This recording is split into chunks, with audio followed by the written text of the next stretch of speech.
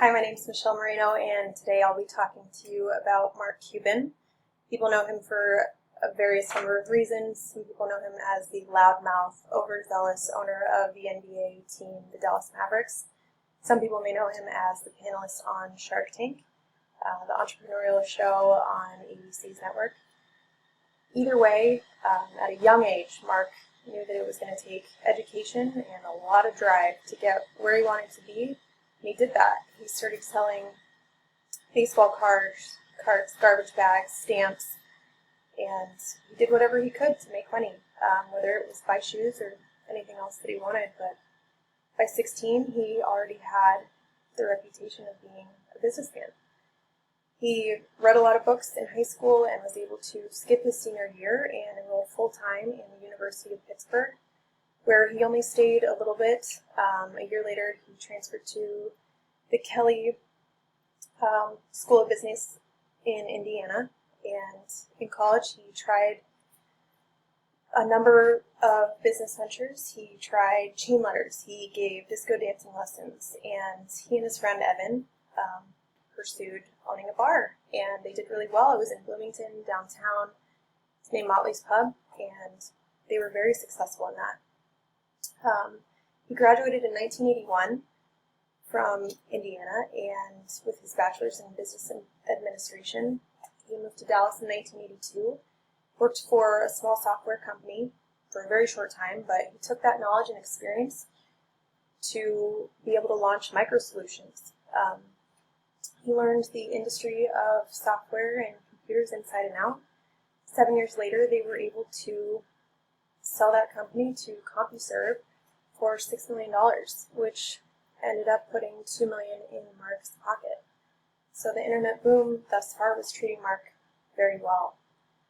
He and his friend Todd actually took their passion for watching basketball and Indiana Hoosier basketball, to be more specific, and they made this company, AudioNet, and the idea was to be able to stream live games.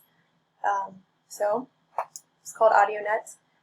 It grew quickly. It had over 300 employees in 1998, and of course, Mark wanted to broaden this concept, so he wanted to stream more events than just sporting and more than just Indiana. So they were the first company to live stream a big event, and Victoria's Secret fashion show was one of the first sold-out events on internet broadcasting. In 1999, they were able to sell it for $5.7 billion to Yahoo. Unfortunately, Yahoo didn't quite have the drive that Mark did or the vision. So Mark took that opportunity to take his stocks and shares, and he bought himself a few things, including one of the NBA's worst teams in over a decade, the Dallas Mavericks. He also bought a 24,000-foot mansion and a jet.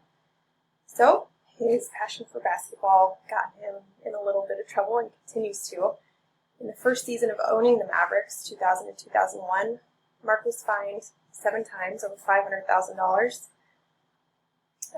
But the fans appreciated his passion for basketball, and he saw an improvement in attendance in the games. In business ventures like HDNet, Mark was taking HDTV, and he wanted to give better picture quality to cable and internet. Didn't do as well as he had hoped, so he took that time off and married his longtime girlfriend, Tiffany. A few years later, in 2003, he joined his friend Todd once again, and they tried their foot in the movie business. They ended up buying a small independent theater company, Landmark Theaters, as well as a theatrical distribution company, Magnolia. In turn, they built a media company that had everything under one roof. 2006 to 2008 was not as good of a time for Mark. He wanted the Mavs to do so well, and unfortunately they lost in the finals to the Heat. But he did try to appear on anything that he could, including Dancing with the Stars and his reality show, The Benefactor, which only lasted one season. Unfortunately, he did get in a little bit of trouble, which later on he wouldn't be accused of, insider trading. 2011 was a much better year for him. He wrote a great book in November, How to Win at the Sport of Business, on how to succeed in business. He revamped his HDNet into Access TV, and he appeared as one of the best CEOs on the cover in 2011.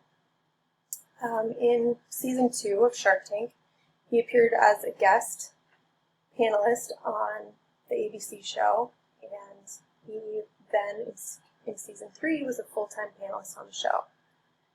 From the show, he's invested in over 85 companies, which has totaled almost $20 million, but some have proven already very successful, including 1031, which is a horror attraction company.